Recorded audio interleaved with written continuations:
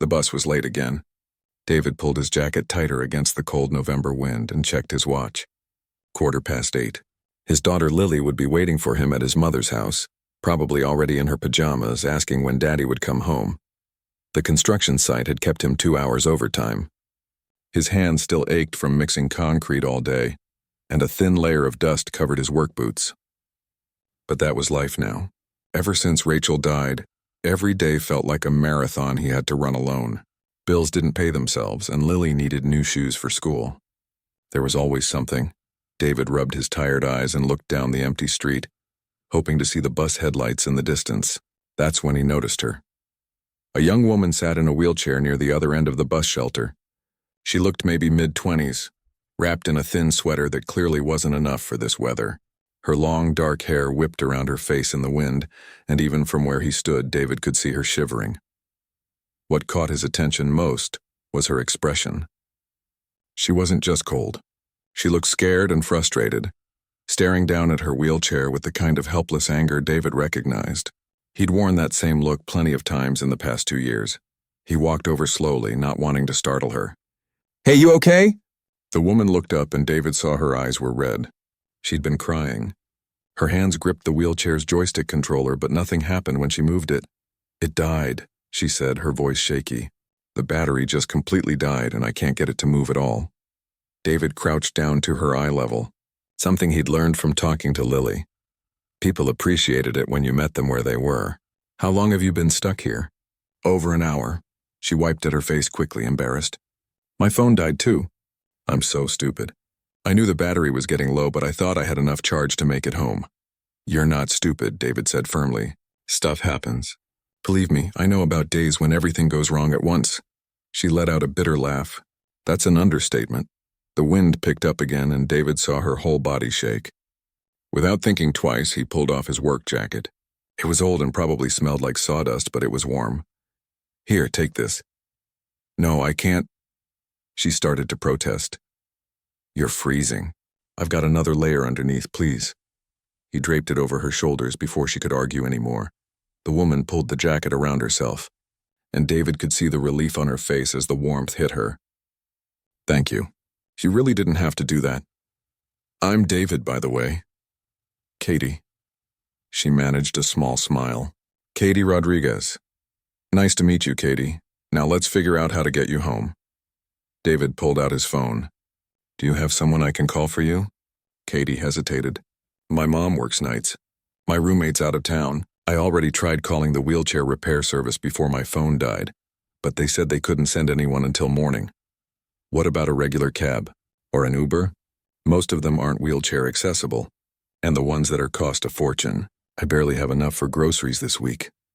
Her voice cracked a little. "I'm sorry. You don't need to hear all this. I'm sure you have somewhere to be." David thought about Lily waiting for him. His mother would understand if he was late. She always did. But more than that, he couldn't just leave Katie here. What kind of person would that make him? "I'm not in a rush," he lied. "Let me make some calls, okay?" For the next 20 minutes, David worked his phone while talking to Katie. He called 3 different accessible cab companies, but 2 weren't running this late, and the third had a 2-hour wait time. He even tried the non-emergency police line, but they suggested the same services he'd already contacted. "This is ridiculous," David muttered. "There's got to be someone who can help." "It's okay," Katie said quietly. "This is just how it is sometimes. People see the wheelchair and suddenly everything gets complicated. Most folks just walk past pretending they don't see me. At least you stopped." Something in her voice made David's chest tight. That resigned sadness, like she was used to being invisible. He'd heard that tone before from Rachel during her last months. The way she'd talk about people avoiding eye contact with her in the hospital, uncomfortable with her illness. "Tell me something," David said, sitting down on the bench next to Katie's wheelchair. "If I go flag down some cars, do you think someone would give us a ride? I could help you into a back seat and we could fold the wheelchair into a trunk maybe." Katie looked at him like he'd suggested flying to the moon. "You'd do that? You don't even know me. So? You're a person who needs help." "Doesn't seem that complicated to me." "The wheelchair doesn't fold," Katie said. "It's motorized. Weighs about 300 pounds. "Oh." David scratched his head. "Okay, that's a problem. They sat in silence for a moment. A few cars passed by, their headlights sweeping across the empty bus stop. David's mind raced through options. His truck was at the shop getting the transmission fixed. His mom's car was too small. His brother lived 3 states away. You know what? David said suddenly. My buddy Tom has a pickup truck, and he owes me a favor from when I helped him move last month. Let me call him. David, it's almost 9 at night. Tom's a night owl. Trust me. David was already dialing. Tom answered on the 3rd ring, groggy and confused. But when David explained the situation, his friend didn't hesitate. Give me 20 minutes. I'll be there. David hung up and turned to Katie with a grin. See? Problem solved. Katie's eyes were watery again, but this time she was smiling. I don't know what to say. Thank you doesn't feel like enough. Thank you works just fine. While they waited for Tom, they talked. David learned that Katie had a degree in graphic design but couldn't find anyone who would hire her. She'd been to 15 job interviews in 6 months, and every single one ended the same way. The interviewer would seem interested until they saw the wheelchair. Then the energy would shift. Suddenly there were concerns about office accessibility, about whether she could really handle the workload, about insurance complications. They never say it's because of this. Katie gestured at her wheelchair. They always have some other excuse. But I know. I can see it in their eyes the moment I roll in. That's awful, David said. You've got the degree. You've got the skills. They're idiots for not seeing that, Katie laughed. You sound like my mom. She keeps telling me someone will give me a chance eventually, but eventually feels pretty far away sometimes. David understood that feeling more than he wanted to admit. After Rachel died, everyone kept saying things would get easier eventually, that the pain would fade, that he'd find his footing again. 2 years later, he was still waiting for eventually. Can I ask what happened? David said carefully. If that's too personal, just tell me to mind my business.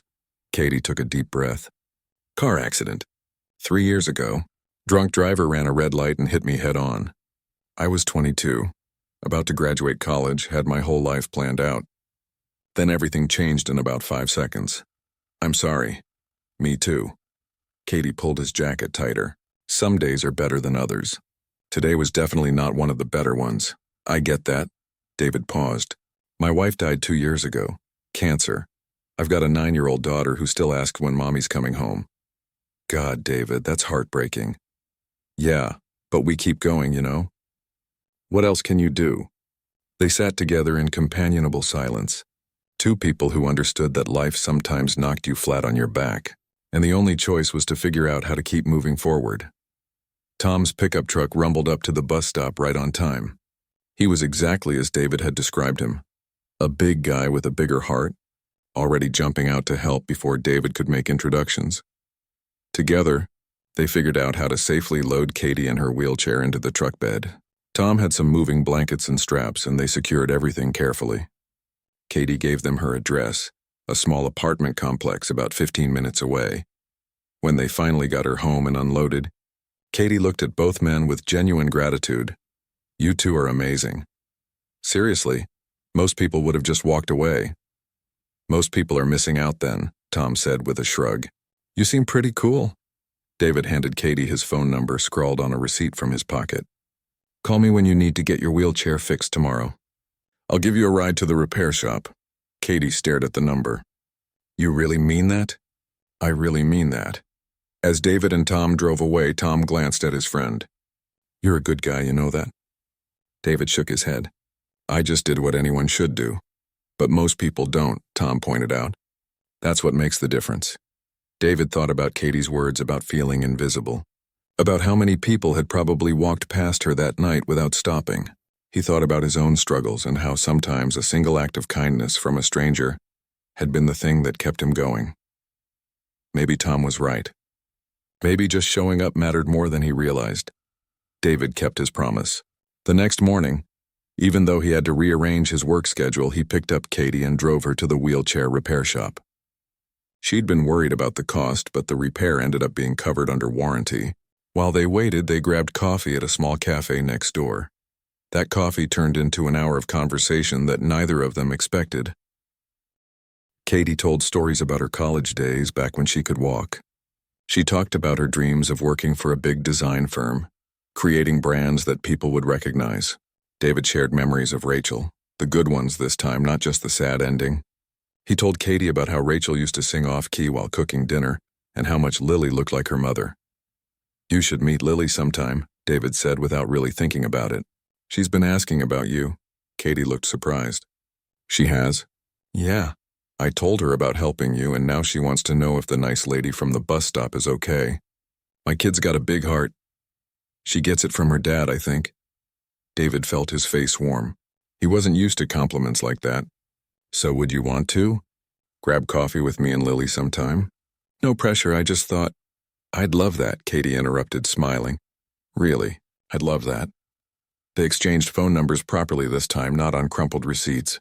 As David drove Katie home, he felt something he hadn't felt in a long time. Not quite happiness, but maybe the beginning of it. Like a door had opened just a crack, letting in a little light. 3 days later, David brought Lily to meet Katie at the same coffee shop.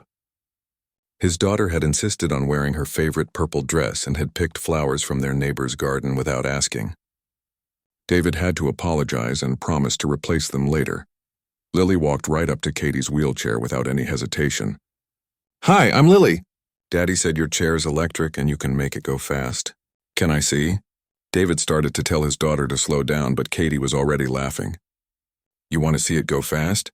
Come on, let's go outside where there's more room." For the next 20 minutes, Katie gave Lily rides around the parking lot while David watched, his heart feeling too big for his chest. Lily shrieked with delight every time Katie sped up, her little hands gripping the armrests. Other people in the parking lot stared, some smiling, some looking uncomfortable. David didn't care. What struck him most was how natural Katie was with his daughter. She didn't talk down to Lily or get annoyed by the endless questions about how the wheelchair worked. She answered everything honestly and even let Lily try controlling it under close supervision. When they finally went inside for hot chocolate, Lily was chattering a mile a minute. "That was so cool. Your chair is like a race car. Do you ever do tricks?" "Lily, maybe let Katie rest for a second," David said gently. "It's okay," Katie assured him. "I don't mind. It's actually really nice. Most kids either stare and say nothing, or their parents pull them away before they can ask questions, like the wheelchair is something scary or rude to talk about." "That's silly," Lily declared, taking a big sip of her hot chocolate and getting whipped cream on her nose. "It's just a chair with wheels and a motor. That's not scary. Spiders are scary." Katie laughed so hard she snorted, which made Lily giggle, which made David smile wider than he had in months. As they talked, Katie pulled out a small sketchbook from her bag. She always carried it with her, she explained, for when inspiration struck. While Lily told a very long story about her friend's pet hamster, Katie's hand moved across the page in quick, confident strokes. David watched, fascinated. He'd never been artistic himself. His hands were good for building things, fixing things, working with concrete and wood.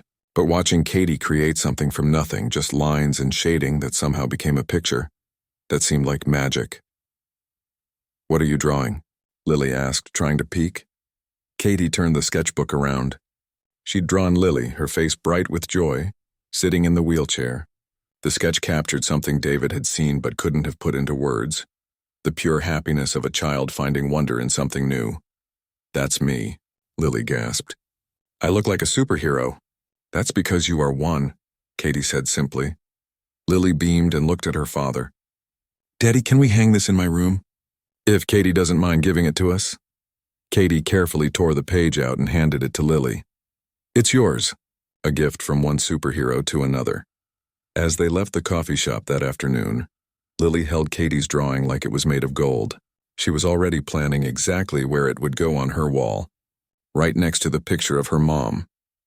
In the parking lot, as David was buckling Lily into the car, his daughter looked at him with those serious eyes she got sometimes. "Daddy, I really like Katie. Can she be our friend?" David glanced back at Katie, who was loading her wheelchair into her accessible van. She caught him looking and waved. "Yeah, sweetheart. I think she already is." Over the next few weeks, the three of them fell into an easy rhythm. Coffee on Saturdays became a regular thing. Sometimes they'd go to the park, where Lily would play on the swings while David and Katie sat talking. Katie taught Lily how to draw basic shapes and turn them into animals. David taught Katie how to change a tire. because her van was old and had broken down twice last month. Katie started opening up more about her life. She told them about the accident in more detail, about the months of physical therapy, learning to use the wheelchair, dealing with the depression that came after. She talked about her mother, who worked double shifts as a nurse to help pay medical bills, about friends who'd slowly disappeared because they didn't know how to act around her anymore. It's like I became a different person to them, Katie explained one day while Lily played nearby. I'm still me. I still like the same music, still laugh at stupid jokes, still hate mushrooms on pizza, but all they could see was the wheelchair. David nodded. People did that with Rachel, too. Once she got sick, she wasn't just Rachel anymore. She was Rachel with cancer. Like it was her whole identity. Exactly, Katie said. I'm Katie. The wheelchair is just how I get around. It's not who I am. I get that.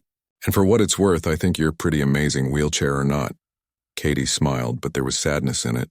I wish potential employers thought so. I had another interview last week. Soon as I rolled in, I could see the hiring manager's face change. She spent the whole interview asking weird questions about whether I'd need special accommodations, whether I could handle stress, whether I'd be reliable. Questions I guarantee she doesn't ask people who can walk. That's discrimination, David said angrily. Yeah, but good luck proving it. They always have other reasons. They went with someone more qualified. They found a better fit. The position got filled internally. It's always something. David was quiet for a moment, thinking. His construction company had been struggling with marketing. Their logo looked like something from 1985, their website was barely functional, and they had basically no social media presence. His boss kept saying they needed to modernize, but they didn't have the budget for a big marketing firm. An idea started forming. Hey, can I ask you something? Do you have a portfolio? Like examples of your design work? Katie looked surprised. Yeah, I've got a website with my college projects and some freelance stuff I've done. Why? Could you send me the link? I want to show my boss something. David, what are you thinking? He grinned. Just trust me. That Monday at work, David approached his boss, Mr. Peterson, during lunch break. Peterson was old school, been running the construction company for 30 years, but he was fair and he listened to his workers. Mr. Peterson, got a minute? I think I found a solution to our marketing problem. Peterson looked up from his sandwich. I'm listening. David pulled up Katie's portfolio on his phone. This is Katie Rodriguez. She's a graphic designer, graduated top of her class. Look at this work. Peterson scrolled through the designs, his eyebrows rising. This is good stuff. Professional quality. How much does she charge? I don't know yet. Haven't asked. But she's looking for work and she's talented. We need someone talented. So why hasn't a big firm snatched her up already? David hesitated. This was the moment that mattered. She uses a wheelchair. Been turned down for a lot of jobs because of it, even though it doesn't affect her ability to design at all. Peterson was quiet for a long moment. David held his breath. His boss was a good man, but you never knew how people would react. Finally, Peterson handed the phone back. The designs are solid. If she's interested in freelancing for us, have her send me a proposal. We'll start with redesigning our logo and website, see how it goes. Standard freelance rates, nothing special. This is business, not charity. Understood, sir. Thank you. Don't thank me yet. If her work isn't good, I'm not keeping her on just because she's your friend. Clear? Crystal clear. David could barely focus for the rest of his shift. When he finally got off work, he called Katie immediately.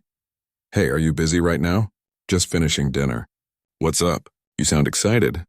How would you feel about doing some freelance design work? My company needs a complete rebrand, new logo, new website, the whole thing. There was silence on the other end. Then, David, is this a pity thing? Because I don't want... It's not pity, David said firmly. My boss looked at your portfolio. He thinks you're talented. He wants to hire you based on your skills, period. This is a real job offer. More silence. Then he heard Katie's voice crack. Are you serious? Dead serious. He wants you to send him a proposal. Katie let out a sound between a laugh and a sob. Oh my God. Oh my God, David, I don't know what to say. Say you'll do it. Say you'll show him what you're capable of. Yes. Yes, absolutely yes. They talked for another hour, Katie bouncing ideas off David even though he understood maybe half of what she was saying about color theory and brand identity. Her excitement was contagious. This was the Katie she must have been before the accident, full of energy and passion and dreams. When David finally hung up, Lily was already in her pajamas, watching cartoons. "Was that Katie?" she asked. "Yeah, baby. I think I might have just helped her get a job." Lily smiled. "Good, she draws really good. She should get paid for that." "You're absolutely right." David thought about that night at the bus stop, how close he'd come to just waiting for his own bus, minding his own business, how different things would be if he had. Katie would have been stuck there all night. They never would have become friends. She wouldn't have met Lily, and she wouldn't have this opportunity. Sometimes the smallest choices changed everything. Sometimes stopping to help a stranger wasn't just good for them, it was good for you too. That night, after Lily was asleep, David sat on his porch with a beer looking up at the stars. He talked to Rachel sometimes out loud, even though he knew she couldn't hear him. It made him feel less alone. "I think I did something good today," he told the night sky. "Met someone who needed a friend. Maybe I needed one too. I think you'd like her, Rach. She's kind, she's strong, and she makes Lily smile. I hope that's okay." The stars didn't answer, but the knot in David's chest loosened a little. For the first time in 2 years, moving forward didn't feel quite so heavy. Katie threw herself into the project like her life depended on it. Because in a way it did. This wasn't just a job. It was proof that she was still capable, still valuable, still the designer she'd worked so hard to become. She spent 3 days on the proposal alone, researching the construction industry, looking at competitor websites, identifying what worked and what didn't. When she finally sent it to Mr. Peterson, her hands were shaking so badly she almost couldn't click send. The response came back in 2 hours. "Looks good. When can you start?" Katie stared at her phone screen, reading those 6 words over and over. "When can you start? Not maybe. Not we'll think about it. Not sorry, but we found someone else. Just when can you start?" She called David immediately, crying too hard to speak for the first minute. Katie, what's wrong?" David's voice was panicked. "Nothing's wrong," she finally managed. "Everything's right." He said yes. He wants me to start right away. David whooped so loud Katie had to hold the phone away from her ear. In the background, she heard Lily asking what was happening. "Katie got the job," David told his daughter. "She's going to help make Daddy's company look awesome." Lily's cheer was just as loud as her father's. That weekend, the 3 of them celebrated with pizza and ice cream. Lily insisted on making a congratulations card, which featured stick figures and a lot of glitter. Katie taped it to her fridge right at eye level where she'd see it every morning. The work started the following Monday. Katie set up her laptop at her tiny kitchen table, surrounded by sketches and color swatches and 3 cups of coffee in various stages of cold. She'd forgotten how good this felt, being completely absorbed in creating something. The old logo for Peterson Construction was exactly what David had described. Blocky letters, dated graphics, the kind of thing that screamed, "We haven't updated since 1985. Katie scrapped all of it. She started from scratch, thinking about what construction really meant. Building things, creating structures that lasted, foundations you could trust. She went through dozens of concepts before landing on one that felt right. Clean lines, strong typography, colors that felt both professional and modern. She added a subtle element that suggested both blueprints and finished buildings. It was simple but memorable. When she showed it to David before the official presentation, he just stared at it. "Is it bad?" Katie asked nervously. "I can change it.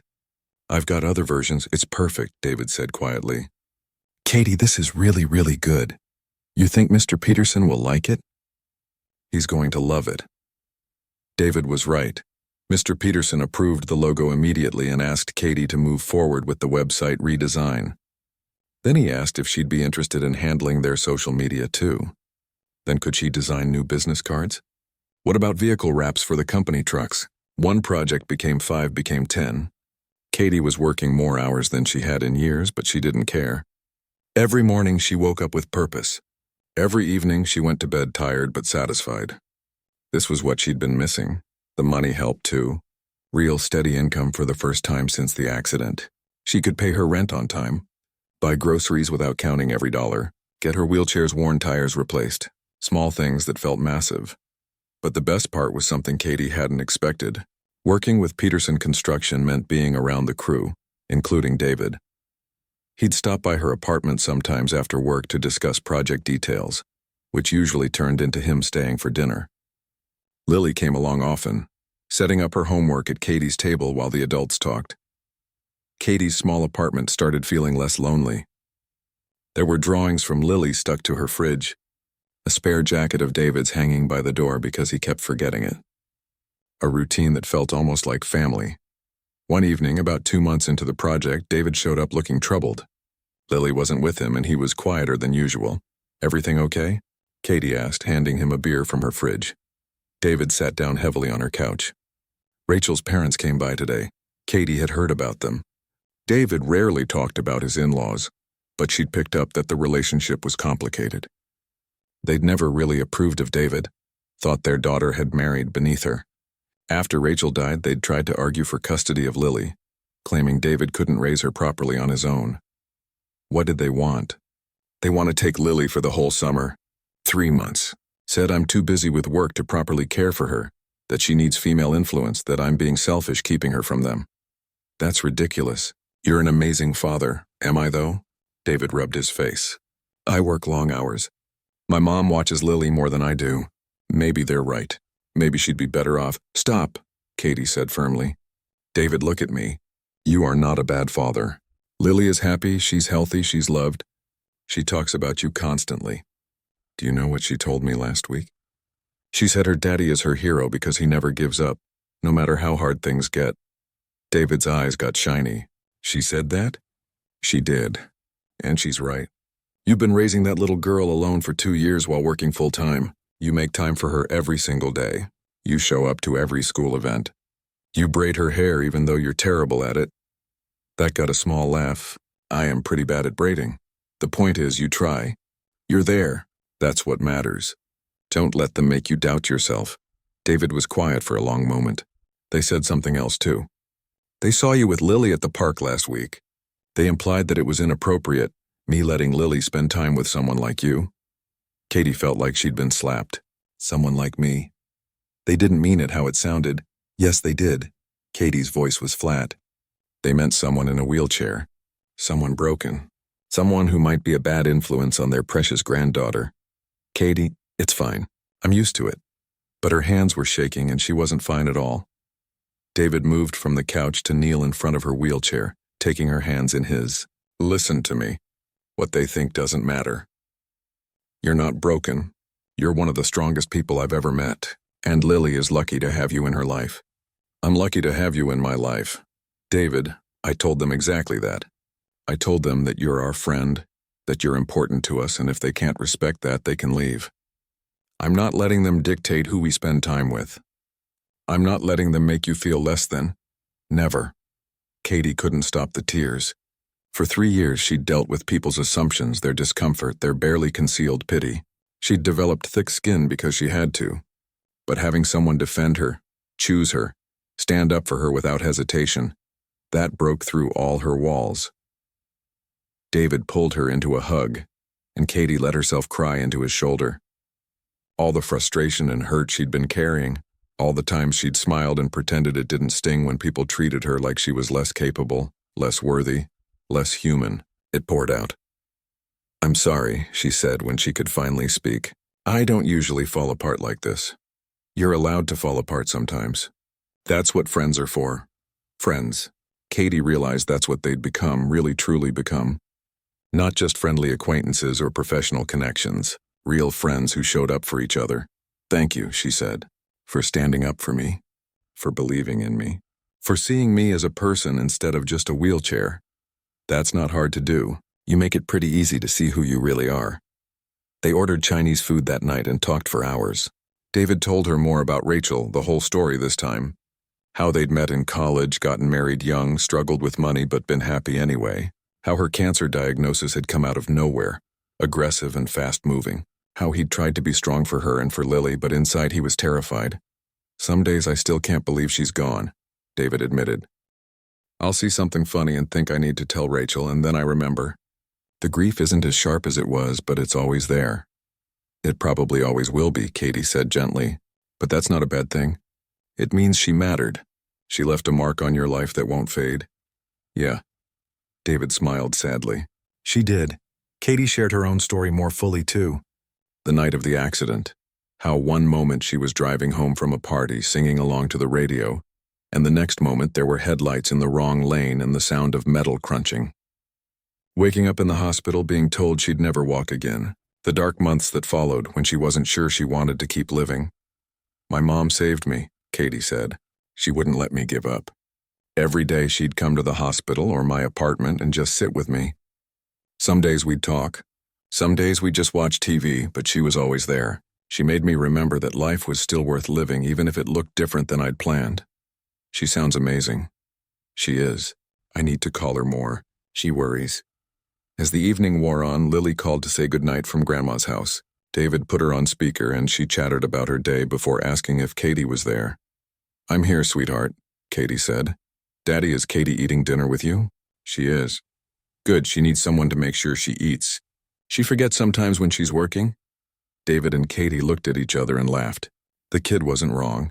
After David left that night, Katie sat alone in her quiet apartment. But it didn't feel lonely anymore. The space felt warm, lived in. There were coffee rings on her table from David's visits. Lily's drawings taped to her wall. Evidence that she wasn't isolated anymore. Her phone buzzed with a text from David. "Thank you for tonight. For listening. For being you.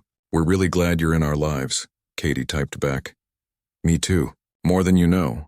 She wheeled over to her workspace and looked at the projects spread across her desk. The company website was almost done. She'd been working on mock-ups for a complete rebrand, including new uniforms, updated truck designs, even ideas for a company newsletter. Mr. Peterson had been so pleased with her work that he'd started introducing her to other business owners. Word was spreading. Katie had 3 other clients lined up already, all local businesses needing design work. She was building something real, a career, a future, but more than that, she was building a life, one with friends who cared about her, with purpose and meaning, with Saturday coffee dates and impromptu dinners and a 9-year-old who drew her pictures. 3 months ago, Katie had been stuck at a bus stop in the dark, feeling invisible and forgotten. Now she was here, seen, valued, part of something bigger than herself, all because one person had stopped to help. One person had looked past the wheelchair and seen her. Katie pulled out her sketchbook and started drawing. Not for work this time, just for herself. She drew David and Lily at the coffee shop, both of them laughing at something. She drew the bus stop where they'd met, but instead of looking cold and lonely, she added warm light spilling from the shelter. She drew her own face, and for the first time in 3 years, she drew herself smiling and meant it. The next morning, Katie woke up early and called her mother. "Mija, is everything okay? You usually don't call this early." "Everything's good, Mom, really good. I just wanted to say thank you. For not giving up on me. For being there even when I pushed you away. For believing I could have a life worth living." Her mother was quiet for a moment, then her voice came back thick with emotion. "Oh, Katie, you don't have to thank me for that." "Yes, I do. You saved my life, Mom, and now I'm really living it. I have work I love. I have friends. I have hope for the future. That's because of you." They talked for an hour, Katie filling her mother in on everything. The job, David and Lily, the new clients, all of it. Her mother listened and laughed and cried happy tears. "I knew you'd find your way," her mother said. "You're too strong not to." "I'm not that strong. You are. You just needed to remember it." "Sounds like your new friends helped with that." After they hung up, Katie got to work. She had designs to finish, a website to launch, and a life to keep building. One day at a time. One project at a time. One moment of connection at a time. And it all started with someone who cared enough to stop. The website launch for Peterson Construction was scheduled for a Friday morning. Katie had barely slept the night before, running through every detail in her mind, checking and rechecking that everything was perfect. This was her first major project since the accident, and she needed it to succeed. David showed up at her apartment at 6 in the morning with coffee and donuts. "You didn't have to do this," Katie said, but she gratefully took the coffee. "Yes, I did. You're going to knock this presentation out of the park and you need fuel." He paused, noticing the dark circles under her eyes. "Did you sleep at all?" "Maybe an hour.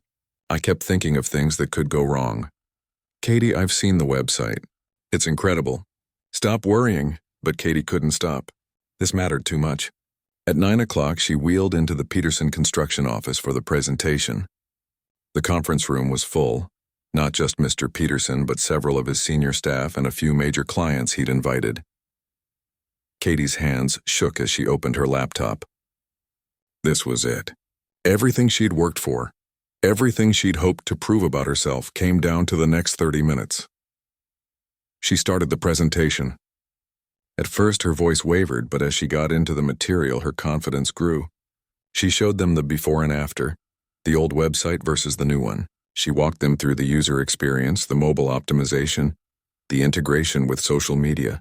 She explained her design choices, the psychology behind the colors and layouts. When she finished, there was a moment of silence that felt like an eternity. Then Mr. Peterson started clapping. The others joined in. "Miss Rodriguez," Mr. Peterson said, standing up. "This exceeds every expectation. You've given us something we can be proud of. More than that, you've given us a competitive edge. This is the work of a true professional." Katie felt tears prick her eyes but blinked them back. "Thank you, sir. I'm so glad you're happy with it." One of the clients, a man in an expensive suit, leaned forward. "I own a chain of auto repair shops. Been thinking about updating our whole brand. Would you be interested in taking on another client?" Before Katie could answer, another woman spoke up. "I'd like to get your card too. I run a real estate company, and we desperately need a website overhaul." Just like that, Katie went from one client to 3. David caught her eye from across the room and grinned, giving her a subtle thumbs up. After the presentation, as people filed out, Mr. Peterson pulled Katie aside. "I want to offer you something," he said. "A regular retainer. We need ongoing marketing support, social media management, print materials. I'd like you to be our go-to person for all of it. Steady work, steady income. What do you say?" Katie had to sit down. This was more than she'd dreamed of. "I say yes. Absolutely yes. Good. Have your people send my people the contract details." He smiled. "That's what business people say, right? Though I guess you are your people." Katie laughed. "For now, yes. But maybe not forever. If this keeps growing, I might need to hire help." That's the spirit. Build something big. That evening, David insisted on taking Katie and Lily out to celebrate. They went to a nice restaurant, the kind with cloth napkins and a wine list. Lily wore the same purple dress from their first coffee meeting, and Katie had actually put on makeup for the occasion. Over dinner, Lily talked nonstop about her upcoming school talent show. She was going to sing a song from her favorite movie, and she was both excited and nervous. "Will you come watch me?" Lily asked Katie suddenly. "Please? It would make me less scared if you were there." Katie looked at David, who nodded. "Of course I'll be there." "I wouldn't miss it," Lily beamed. "You can sit with Daddy. That way my 2 favorite people will be together." Something passed between Katie and David at those words, a look that lasted a beat too long. Katie felt her heart skip in a way that had nothing to do with the presentation or the new clients. She'd been trying not to think about it, but lately she'd been noticing things. The way David's smile made her stomach flip. How safe she felt when he was around. The way she looked forward to his texts throughout the day. The fact that she thought about him constantly. This was dangerous territory. David was her friend. More than that, he was still grieving his wife. And Katie had no idea if he felt anything beyond friendship for her. She couldn't risk ruining what they had by letting herself feel too much. But her heart wasn't listening to logic. After dinner, they walked to a nearby park. Lily ran ahead to the playground while David and Katie stayed on the path, moving slowly so they could talk. "I'm really proud of you," David said. "Today was huge. You proved something important." "What's that?" "That you're exactly who you've always been. Talented, creative, capable. The accident didn't change that. It just took everyone else a while to see it. You saw it right away, though. That's because I was actually looking. Most people don't look, they make assumptions and stop there." They sat on a bench near the playground watching Lily swing higher and higher. The sun was setting, painting the sky in shades of orange and pink. "Can I ask you something?" Katie said quietly. "And you can tell me it's none of my business." "Shoot." "Rachel's parents. Did you figure out what to do about the summer thing?" David sighed. "Yeah. I told them Lily could visit for 2 weeks, not 3 months. They weren't happy, but that's the compromise. She's my daughter and I get final say. That's fair. The thing is, they said something that got under my skin. They asked if I was keeping Lily away because I was too busy with my new girlfriend to deal with them. Katie's heart stopped. Girlfriend? They think we're… Yeah. I tried to explain we're just friends, but they didn't buy it. Said the way I talk about you makes it obvious I have feelings. David wasn't looking at her, just staring straight ahead. And maybe they're not completely wrong.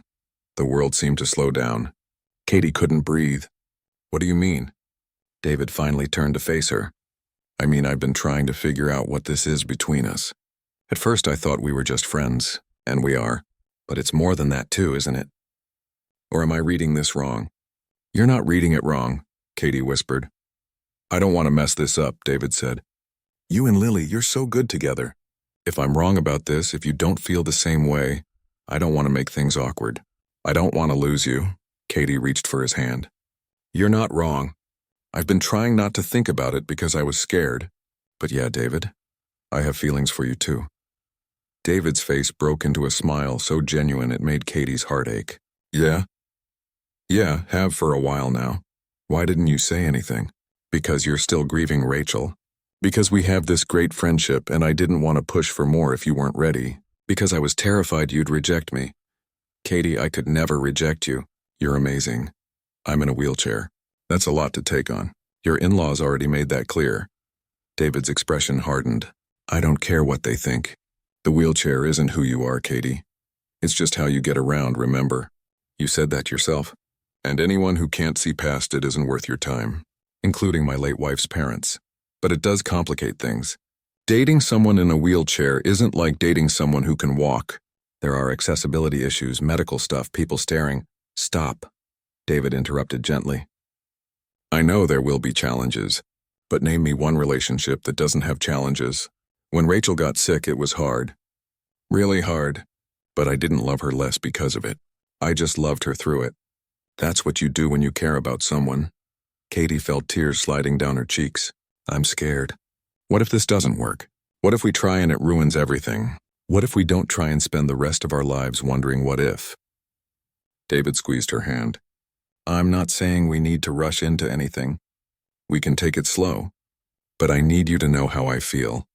Because I can't keep pretending I only see you as a friend when I look at you and see so much more.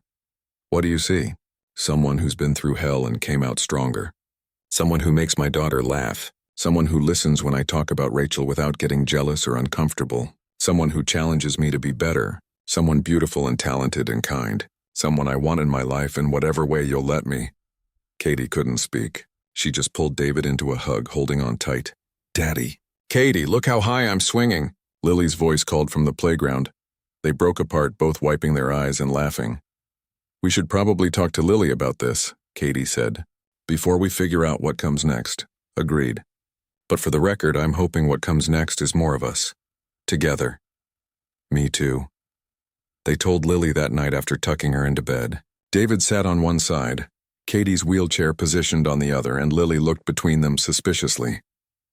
Am I in trouble? She asked. No, baby. The opposite of trouble. Katie and I wanted to talk to you about something important. Lily sat up straighter. What? David glanced at Katie, who nodded encouragingly. You know how Katie is our good friend? And we spend a lot of time together. Yeah. Well, Katie and I have feelings for each other. Like more than friend feelings. And we wanted to know how you'd feel if we started dating. If Katie became my girlfriend…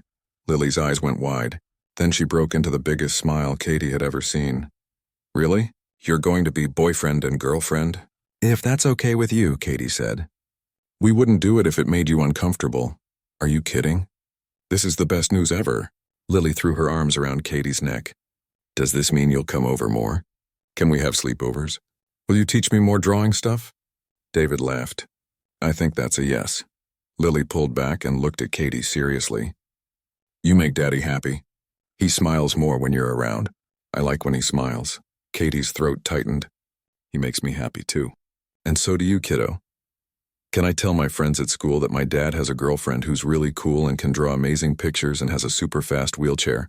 Sure, David said. But maybe ease into that conversation.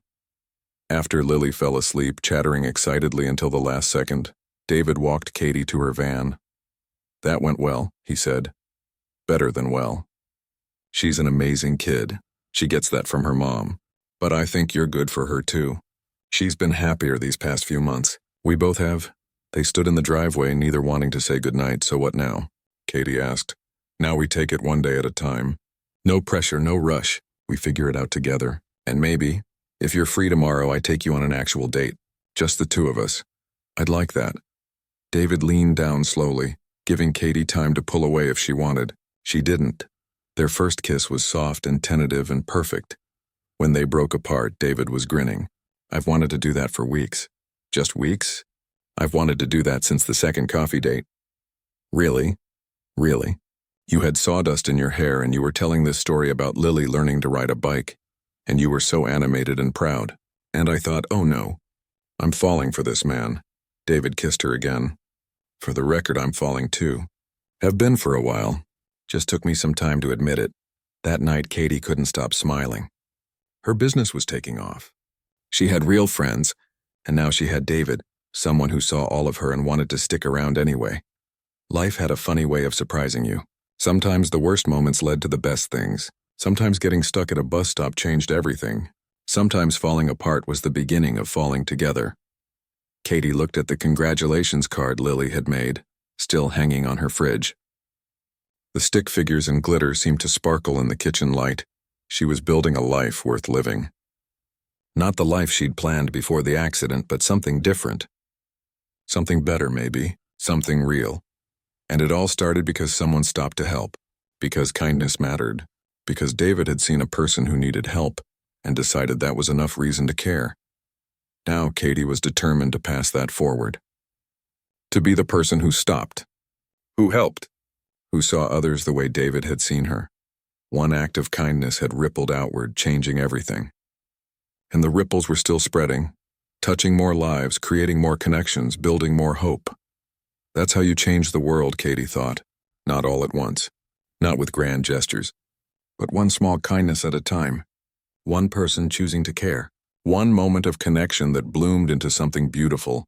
She'd been given a second chance at life, at happiness, at everything. And she wasn't going to waste it. 6 months can change everything. Katie learned that truth twice in her life. The first time was the night of the accident, when 6 seconds changed her from someone who could walk to someone who couldn't. The second time was the 6 months after meeting David, when everything she thought she'd lost came back in a different form. It was Saturday morning, and Katie was at David's house, something that had become routine.